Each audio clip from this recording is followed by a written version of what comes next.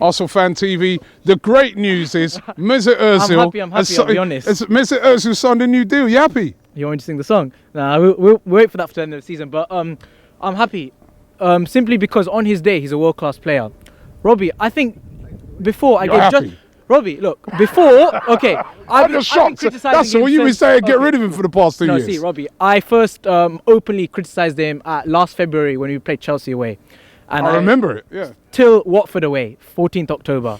Now, I've criticised him properly for 8 months, and I think it was justified criticism. Because you saw Robbie, he never used to track back. He was giving really lazy performances, and he wasn't at his game. So when a player has that ability, it just frustrates you even more. Like, if Iwobi was playing like that, I would be like, okay, you know, whatever. But because it's Mesut Ozil, £42 million signing, you expect quality performances at least 4 times every 5 games, not once every 10 games. I also look on it now and I say, if we've invested all this money now in Ozil, we've got to play him. We've got to build a team around him. What you're saying is right. We can't expect this guy to be tracking back. He's never done it in his career. He didn't do it at Real Madrid. He didn't do it anywhere he's been.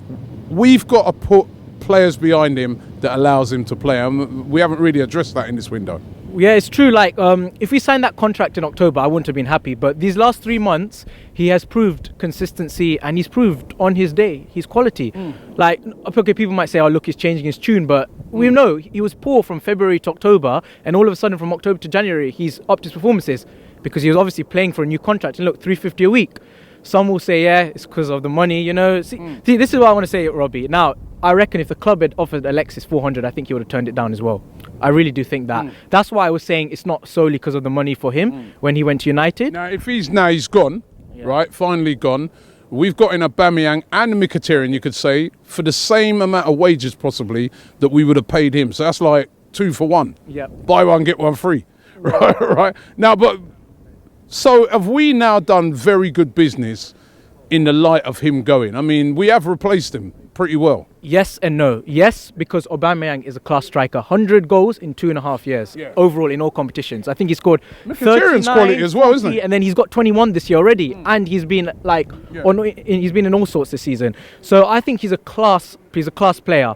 Mkhitaryan as well. He's a good player. Okay, he's not proven in England yet. They used to have that great combination together when they played at Dortmund. They know each other. They'll be able to settle in together.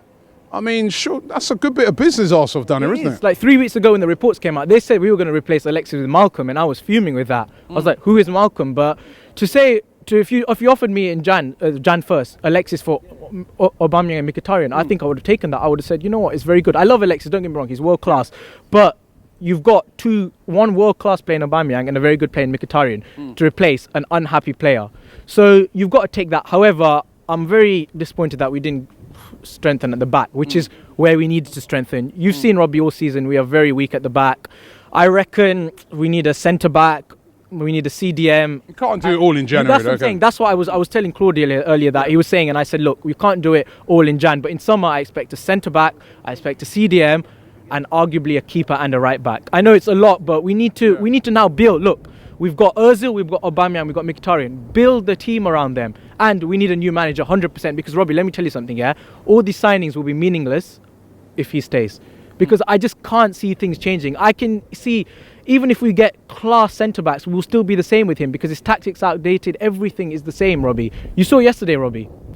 That's why I'm really happy with Aubameyang, but I can't overhype it yet because I'm thinking what is going to change with Wenger in charge. Like, finally, I don't think finally Giroud going. What did you make of that? See, Giroud, I think he's been a good servant to the club. To be fair, us fans did moan about him over the years. We all have moaned about him, and I think we had to get rid of him because, to be fair on him, he deserves. He deserves where to go because he's been, like I said, he's been a decent striker. He hasn't been a great striker or anything. But if he wants his World Cup place, he had to leave because now he's third choice in the list. And I just want to say, regarding Aubameyang and Lacazette, it would be really good to see them play together.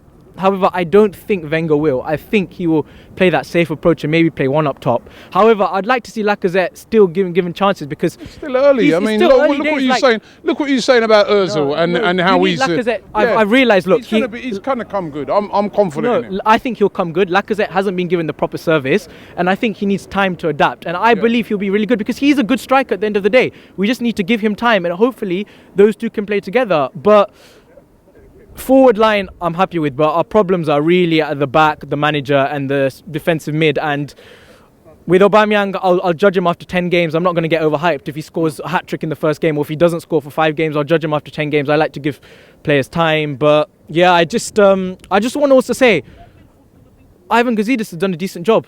Look, he's Lacazette in the summer, Aubameyang now. He also got Ozil and Sanchez, so we can't constantly berate him. I think, and I have a feeling that I think he does want Wenger to go, and hopefully if he can get Wenger to leave this summer, then I think he's done a great job, a very good job.